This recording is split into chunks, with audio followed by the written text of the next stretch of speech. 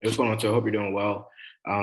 As you guys are at 8-7 and kind of find yourself in a position where you just need to win these final two games to make the playoffs, I guess what can you kind of draw back from your time at Alabama playing these kind of high stakes playoff type games, whether it was in SEC championship games or college playoff games? I mean, all those games are electric. I mean, they're fun. I would say it's just a different stage where all these games mean a lot.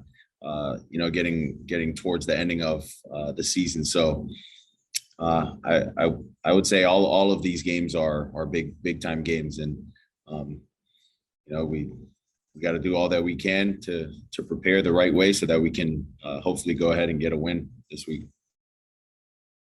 David Lang.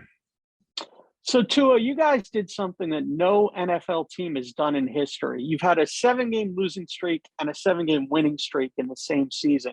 And I'm just curious, as one of the leaders on the team, how is it that you think the guys in the locker room were able to keep belief when you were 1-7 to put you in this position now where you're 8-7 with an opportunity to go to the playoffs?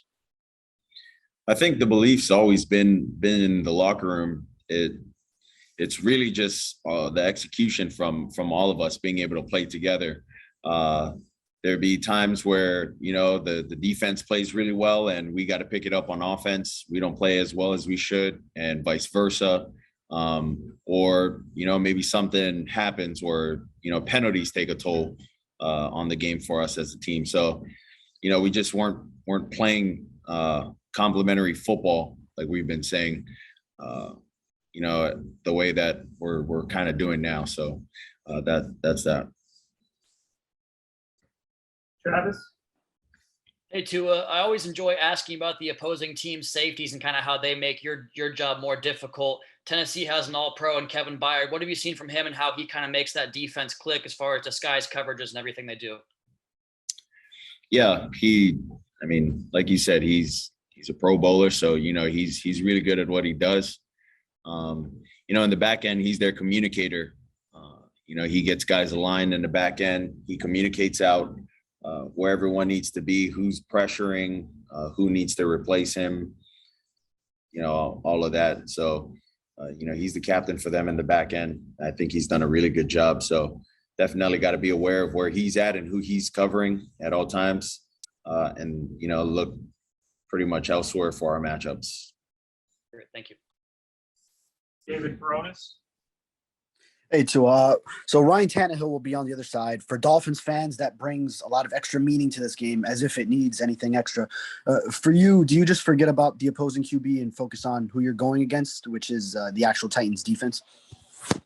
Yeah. Ryan's not playing corner, or he's not going to be pressuring me. So I'm not going to be watching film on Ryan. But I have a lot of respect for the things that he's done throughout his career, his football career being here, and also what he's doing there at Tennessee. But yeah, we're focused on what their defense can do to stop us, not looking at Ryan playing defense. So, Alan? Hi, Tua. I'm wondering whether any of your coaches, whether it be Flo, George, Eric, Charlie, have had discussions with you since the game on Monday night about making sure you get it in your head to slide when you're scrambling, as opposed to going up against like a guy like PJ Williams, for example, on Monday night. Yeah. Literally everyone. It's not just the coaches, everyone. And Nolan comes up to me and asks me why I'm not sliding. It's weird. I don't know if Anne's ever played football and she's telling me to slide. So, it is what it is. Just being out there, it's different. For me in that scenario, I wanted to get a first down. And so, guy fell off of, PJ Williams fell off of the guy that he was covering. And, that's what happened. So, the end of the day, it's football. Yeah. Hey, Tua, how you doing, man? They got a really good player on the front with Jeffrey Simmons on the other side.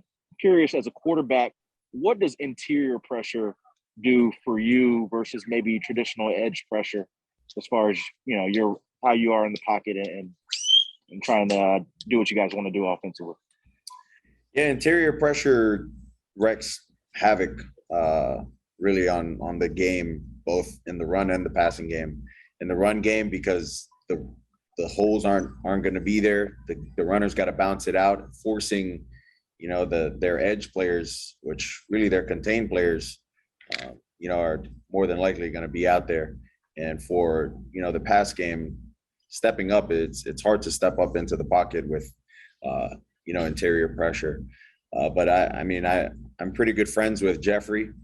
We played against each other while he was at Mississippi State and I was at Alabama.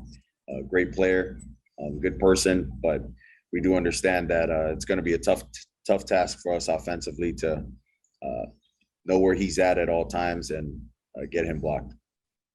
You mentioned you're good friends with him. Do you tell him to take it easy on you this week? Yeah, no matter what you tell your friends. I mean, it's competition, so. Go ahead, Hal. Sure.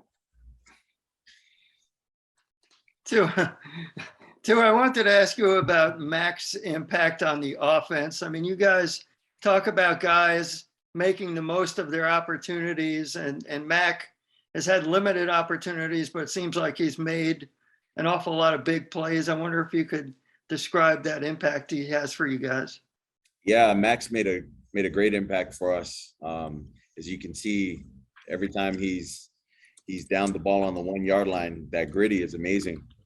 So those are some big plays. I don't know if those are the big plays you're talking about, but he's done a great job with the gritty. I thought that was amazing. But yeah, no, Mac's done a great job for us with a lot of the deep balls that he's been given. Takes advantage of his opportunities when he gets in. So I think he's done a great job with that.